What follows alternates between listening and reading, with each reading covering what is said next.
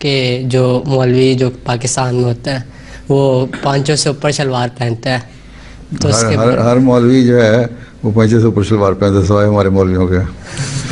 تو اس کے بارے میں کیا سچائی ہے؟ سوال یہ ہے کہ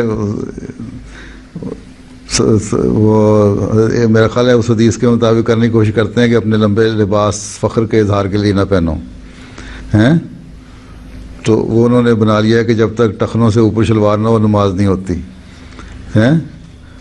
ٹخنے نظر آنے چاہیے، جب سردیاں اور جرابیں پہنی ہوتی ہیں تو اس وقت ٹخنے کو نہیں نظر آتے، جو مطلب ہے یہ نظر نہیں آتے نا.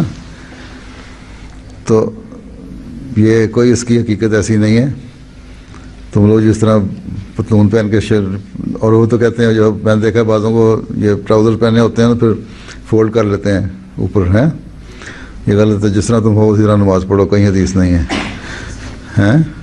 بعض صحابہ کے لمبے لباس ہوتے ہیں، انہوں نے کہا کہ میرا خیال حضرت عمر کے بارے میں ہی ہے، انہوں نے کہا کہ میرا تو نیچے کپڑا لٹکا رہتا ہے تو کیا میرے تکبر اور فخر کی علامت ہے؟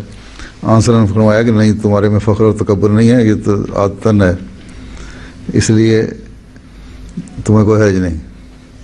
تو یہ ایسی کوئی بات نہیں ہے، یہ فقہی مسئلے بنا لیے ہیں مولویوں نے.